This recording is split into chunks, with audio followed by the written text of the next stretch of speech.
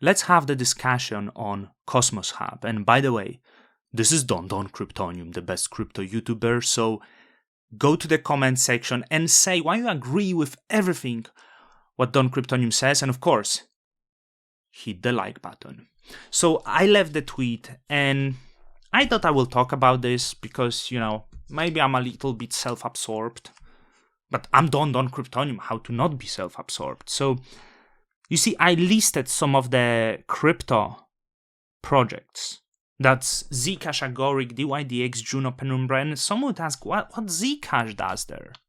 It's not one of the Cosmos chains, but it's becoming more and more clear what Cosmos is attracting. And even looking back 1 year, it would be very difficult to connect all of these dots. You see, we had recently the news that the DYDX, the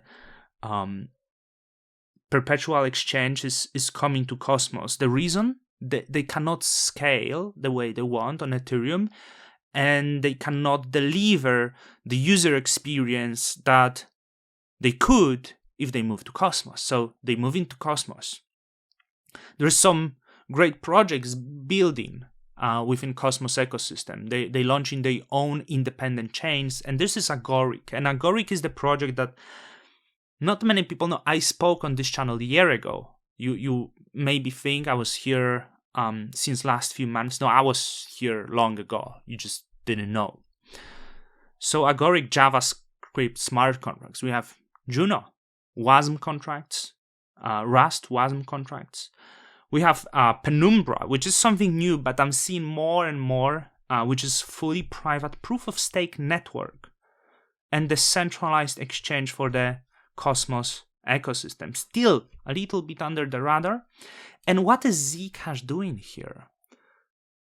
You see, Zuko tweeted recently, and I will find it probably via Zaki. Zuko is the founder of Zcash. If you don't know, there is one cool thing about Zcash, that one of the 5, was it like multi-sig members? What was it? The something at the start of Zcash. There was Edward Snowden. Cool thing to know. But let me find this Zaki tweet and why I'm connecting Zcash to Cosmos, because everyone realized that the Cosmos is home. And Zuko tweeted, there is so much goodness about Cosmos. Picking just 4 to fit into one tweet. It's the most battle-tested proof-of-stake protocol, gives your coin community full sovereignty. Number 3, Agoric. Number 4, Zaki Manyan is a mensch and just joined Electric Coin Company. So Zaki Manyan, one of the largest contributors to Cosmos, he's like everywhere, he's doing everything, and not everyone likes him, I would say, but he joined Electric Coin Company board of directors. I'm not sure, but I think there are talks about Zcash moving to proof of stake and being proof of stake Cosmos chain. I'm not sure. I saw some gossip like this, but I can't guarantee that. But the other thing, you see, he tweeted Agoric. Zcash is first round investor in Agoric, so the Electric Coin Company will have big stake in Agoric, which is quite good for them to be exposed to proof of stake chains and, expanding the company. There is some other talks, other tweets I want to bring you by Zaki that I saw recently. And this is Henry from Penumbra.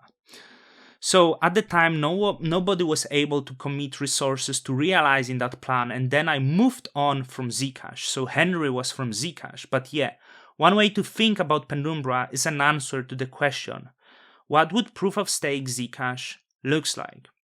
And Zaki is everywhere. He's on Zcash board, Penumbra's another network that is called Anoma network. So we always think, where is the value created? And I think with that, everyone got trapped in the Ethereum ecosystem because it's like that's what pumps. And some time ago, the first time I chatted to Jacob Gadikan from Notional, I asked this question to him, which I wanted to ask first to Jack Zampolin, but I could never get the interview from him because no one really treated me seriously. And Jacob said, it's not about who captured the value, it's about who creates the value. And you see, Cosmos Hub is the place that is able to scale, accommodate, and bring you the innovation that maybe could be useful. I say maybe because, of course, this is not financial advice, and I would be surprised if you would think otherwise. And I want to lick my balls a little bit because in the times that you didn't know, on my channel I was actually making some videos telling you why you shouldn't buy ERC20 tokens. That's one, promoted by influencers telling you that they are just paid and you will get wrecked and you should be careful. No one watched me back then, so it's fine. And also, you see, I was functioning under a little bit thumbnails back then. And this is the video about Agoric. It was June 10th, so just over a year ago. I think it was first time I did cover Agoric, which I was like trying to say to people how to.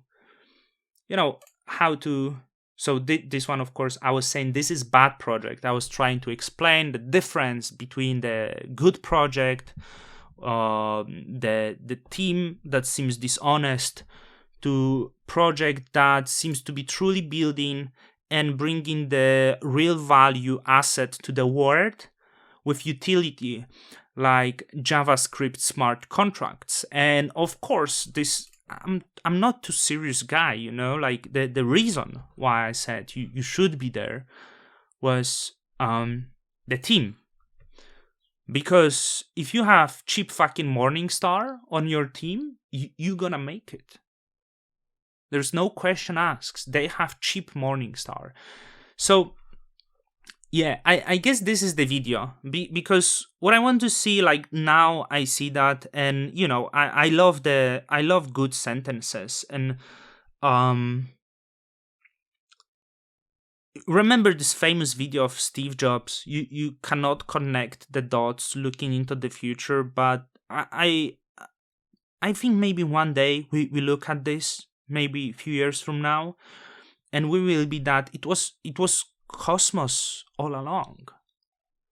It's not about who built project that will capture most of the value, because essentially you will reach this weird paradox where you cannot scale more, and you reach the paradox when the second guy create a better product, and this is very short-sighted. So Ethereum is great and all the way, but like it was hard to predict that maybe it will hit the moment when it cannot be scaled. There were people who predicted that, and that was probably Ethan Bookman and Jae Kwon, essentially. Who Jae Kwon, maybe I don't want to give more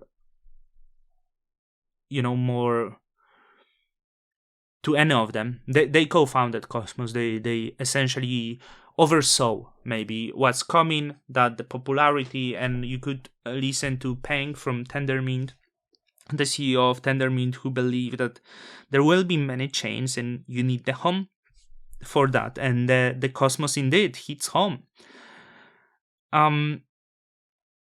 So there's many great chains, but as I said, and I will be repeating myself, you will always hit on the paradox that tomorrow someone will make better chain than you did.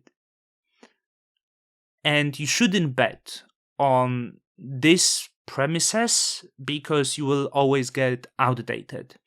And I think the Cosmos, with the fact that of the interoperability and allowing people just to connect and giving this framework to spin your own chain, is the answer for this sort of paradox. And you might not agree.